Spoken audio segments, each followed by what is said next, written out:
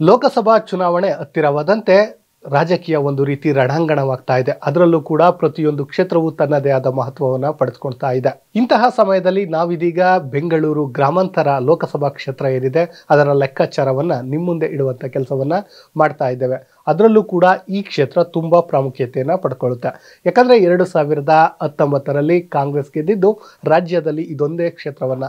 ಅದೇ ಕಾರಣಕ್ಕೆ ಇದೀಗ ಇದು ಹೆಚ್ಚು ಮಹತ್ವವನ್ನ ಪಡೆದುಕೊಂಡಿದೆ. ಈ ಬಾರಿ JDS ಮತ್ತು BJP ಏನಿದಾವೆ ಅವೆರಡೂ ಸೇರ್ಕೊಂಡು ಈ ಬಾರಿ ಏನಾದರೂ ಮಾಡಿ DK ಸುರೇಶ್ನ ಸೋಲಿಸಬೇಕು ಅನ್ನುವಂತಹ ಪಣವನ್ನ ತೊಟ್ಟಿವೆ.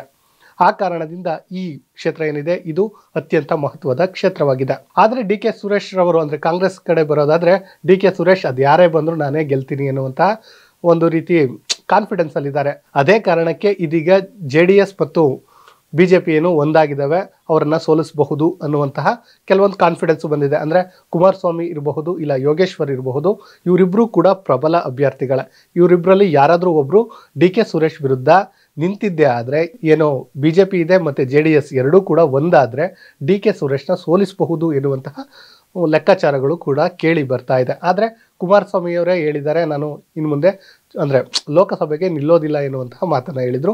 ಯೋಗೇಶ್ವರ್ ಕೂಡ ಇಂತಹ ಮಾತನ್ನೇ ಹೇಳಿದರು. ಆದರೆ ಈ ಏನಿದೆ ಈ ಮೈತ್ರಿ ಅಂದರೆ JDS ಮತ್ತು BJP ಇದರೊಳಗಡೆ ಯಾರಿಗೆ ಸೀಟ್ ಸಿಗುತ್ತೆ ಅಂದರೆ ಈ ಬೆಂಗಳೂರು ಗ್ರಾಮಾಂತರ ಯಾರಿಗೆ ಸಿಗುತ್ತೆ ಅನ್ನೋವಂಥದ್ದು ಇನ್ನೂ ಕನ್ಫರ್ಮ್ ಆಗಿಲ್ಲ. ಯಾಕಂದರೆ ಇದು JDSಗೆ ಸಿಕ್ಕಿದ್ರೆ ಕುಮಾರಸ್ವಾಮಿ ನಿಲ್ಬಹುದು, ಅಥವಾ BJPಗೆ ಏನಾದರೂ ನಿಂತರೆ ಅಶ್ವಥ್ ನಾರಾಯಣ್ ನಿಲ್ತಾರಾ, ಇಲ್ಲ ಮಾಗಡಿ ಮಂಜು ನಿಲ್ತಾರಾ, ಅಥವಾ ಯೋಗೇಶ್ವರ್ ನಿಲ್ತಾರಾ ಅನ್ನುವಂತಹದ್ದು ಒಂದು ಗೊಂದಲದ ಗೂಡಾಗಿದೆ.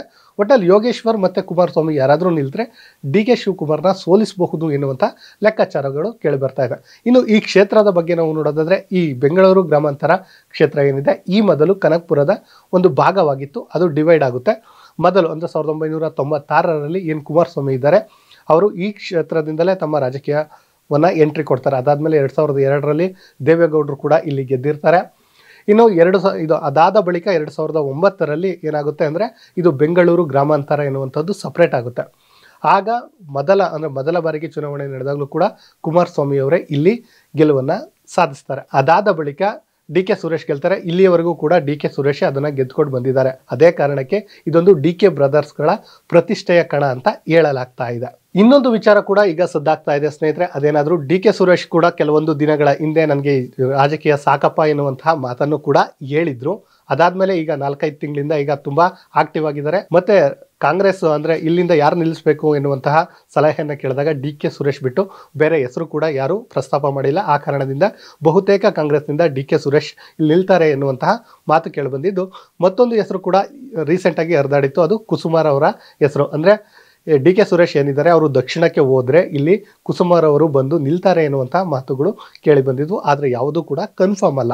ಇನ್ನು ಸ್ನೇಹಿತರೆ, ಈಗ ಟೋಟಲ್ ಆಗಿ ಹೇಳೋದಾದ್ರೆ ಈ ಕ್ಷೇತ್ರ ಒಂದು ರೀತಿ ರಣಾಂಗಣವಾಗಿದೆ. BJP ಮತ್ತು JDS ಒಂದಾಗಿರುವ ಕಾರಣ ಈ ಬಾರಿ DK ಸುರೇಶ್ನ ಸೋಲಿಸಬಹುದು ಎನ್ನುವಂತಹ ಒಂದು ಹುಮ್ಮಸ್ಸು ಈ ಎರಡೂ ಪಕ್ಷಗಳಿಗೆ ಬಂದಿದ್ರೆ, ಇನ್ನು DK ಸುರೇಶ್ ಅದ್ಯಾವುದಕ್ಕೂ ತಲೆಯನ್ನೇ ಕೆಳಿಸ್ಕೊಳ್ಳೋದಿಲ್ಲ. ಕುಮಾರಸ್ವಾಮಿ ಬರಲಿ, ಯೋಗೇಶ್ವರ್ ಬರಲಿ, ನಿಖಿಲ್ ಕುಮಾರಸ್ವಾಮಿ ಬರಲಿ, ಮಾಗಡಿ ಮಂಜು ಬರಲಿ, ಮುನಿರಾಜ್ ಬರಲಿ, ಅದ್ಯಾವುದಕ್ಕೂ ನಾನು ತಲೆ ಕೆಡಿಸ್ಕೊಳ್ಳಲ್ಲ, ನಾನು ಗೆದ್ದೇ ತೀರ್ತೀನಿ ಅಂತ ಕಾನ್ಫಿಡೆನ್ಸಿಂದ DK ಸುರೇಶ್ ಇದ್ದಾರೆ. ಈ ಕಡೆ ನಾವಿಬ್ರು ಒಂದಾದರೆ ಖಂಡಿತವಾಗಿಯೂ ಸೋಲಿಸ್ತೀವಿ ಅಂತಿದ್ದಾರೆ. ಒಟ್ಟಿನಲ್ಲಿ ಈ ಕ್ಷೇತ್ರ ಏನಾಗಿದೆ ಅಂದರೆ ಇಡೀ ಕರ್ನಾಟಕದ ಒಂದು ಕೇಂದ್ರ ಬಿಂದು ಆಗಿದೆ. ಅದಕ್ಕೆ ಕಾರಣ ಏನಂದ್ರೆ 2019ರಲ್ಲಿ ಕಾಂಗ್ರೆಸ್ ಗೆದ್ದಿದ್ದು ಇದೊಂದೇ ಕ್ಷೇತ್ರ ಎನ್ನುವಂತಹ ಕಾರಣಕ್ಕೆ.